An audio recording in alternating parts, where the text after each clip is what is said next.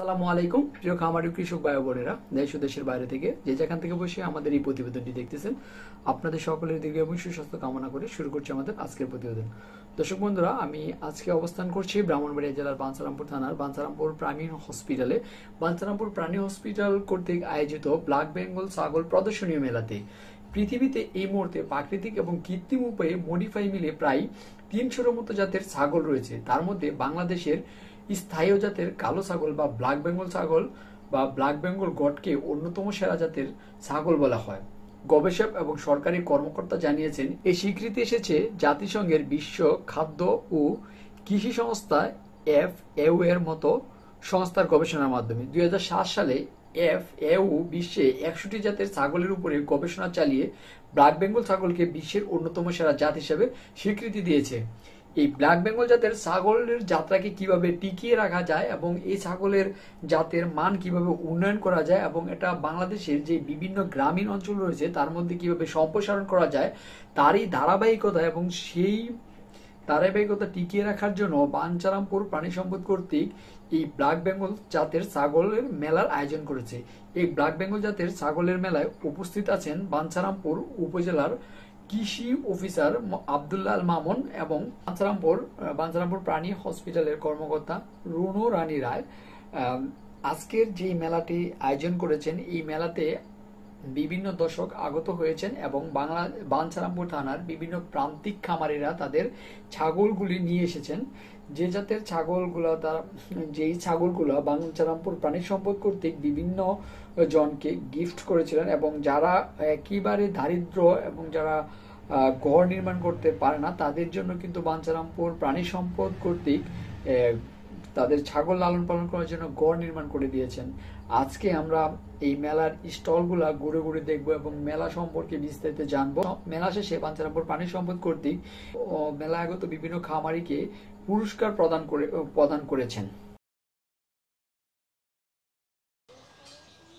আজকে এই ব্ল্যাক বেঙ্গল জাতের ছাগল উন্নয়ন ও সম্প্রসারণ প্রকল্পের আওতায় বাঞ্ছারামপুর উপজেলায় অনুষ্ঠিত মেলায় আগত সম্মানিত বিশেষ অতিথি,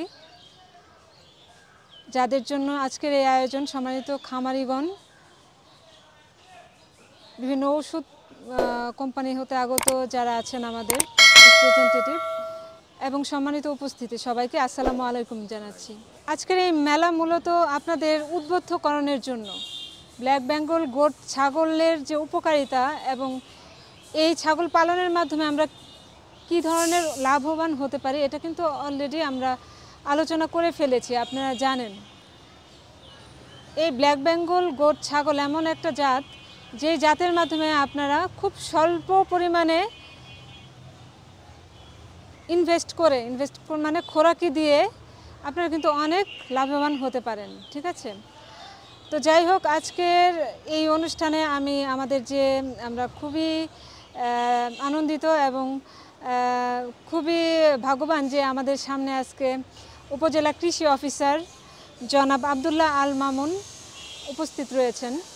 ওনার নানান ব্যস্ততায় কিন্তু আমরা বিভিন্ন অনুষ্ঠানে ওনাকে আনতে পারি না। আজকে উনি সদয় হয়ে আমাদের এই অনুষ্ঠানকে অলঙ্কৃত করেছেন, এই জন্য সম্মানিত বিশেষ অতিথিকে ধন্যবাদ জানাচ্ছি। আমি আজকে একটু ছোট করে, বেশি সময় নিব না, একটু ছোট করে সম্মানিত বিশেষ অতিথিকে কিছু বলার জন্য আমাদের উদ্দেশ্যে আমি অনুরোধ করছি।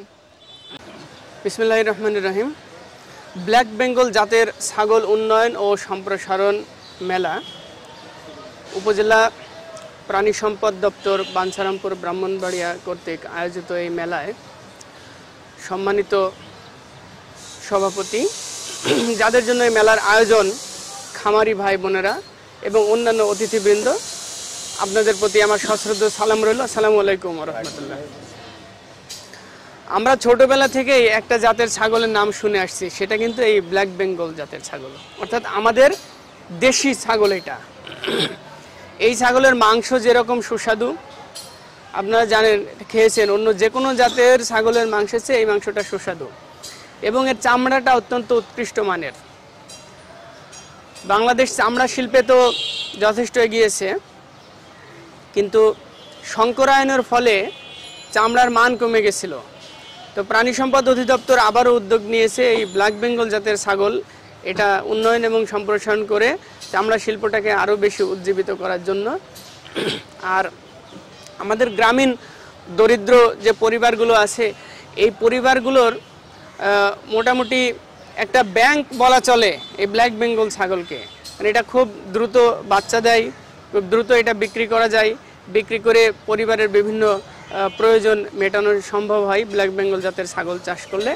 আরেকটা বিষয় হচ্ছে যে আমাদের দেশটা মোটামুটি রোগ ব্যাধি প্রবণ, অর্থাৎ রোগের প্রকোপটা বেশি হয় গরু ছাগল বা মানুষের, কারণে আমাদের আবহাওয়াটাই সেরকম।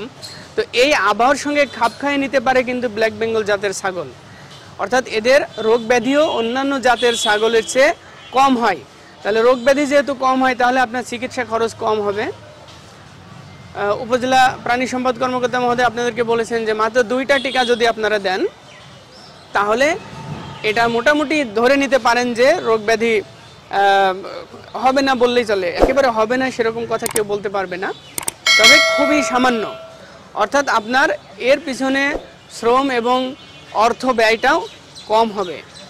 তো প্রাণী সম্পদ অধিদপ্তর এই ধরনের একটা প্রজেক্ট হাতে নিয়েছে, সেজন্য আমরা প্রাণী সম্পদ অধিদপ্তরকে ধন্যবাদ দিই। কারণ কালক্রমে আমাদের দেশি যে পণ্যগুলো সেগুলো কিন্তু হারিয়ে যেতে বসেছে। তো এইভাবে আমাদের এই দেশি পশু আমাদের যে ছাগল এটাকে আবারও উন্নয়ন এবং সম্প্রসারণ করার জন্য প্রাণী সম্পদ অধিদপ্তর কাজ করে যাচ্ছে। সেটা আমাদের দেশের জন্য, আমাদের গ্রামীণ জনগোষ্ঠীর জন্য একটা ইতিবাচক একটা ব্যাপার। তো এই ধরনের মেলা আমরা আশা করছি ভবিষ্যতে আরও হবে। প্রাণী সম্পদ অধিদপ্তর বাঞ্ছারামপুর ব্রাহ্মণবাড়িয়া এই আজকের মেলাটির আয়োজন করেছে, সেজন্য আমরা সবাই তাদেরকে ধন্যবাদ দিচ্ছি। আমরা আশা করি যে ভবিষ্যতে আরও এই ধরনের মেলা আয়োজন করে আমাদের খামারি ভাই বোনদেরকে তারা উজ্জীবিত করবেন, উৎসাহিত করবেন। এভাবে এই ব্ল্যাক বেঙ্গল জাতের ছাগল উন্নয়ন এবং সম্প্রসারণ আমরা আবারও আমাদের ভাই বোনদের মধ্যে, খামারি ভাই বোনদের মধ্যে আমরা দেখতে চাই। আর পরিশেষে এই যে মেলা হচ্ছে এই মেলাটার আমি শুভকামনা করছি, এটি যে সফলতা কামনা করছি, সফল হোক, সুন্দর হোক, আপনাদের সকলের সুস্বাস্থ্য এবং দীর্ঘায়ু কামনা করছি। ধন্যবাদ সবাইকে। এই উপজেলা প্রাণী সম্পদ দপ্তর ও ভেটেরিনারি হাসপাতালের পক্ষ হতে ধন্যবাদ জানাচ্ছি। আচ্ছা, আমরা এখন যে কাজটা করবো, আমরা একটু স্টল করবো। সালামু আলাইকুম, আমার নাম কামাল হোসেন, আমি নতুন খামারি, প্রবাসী আমি থাকি।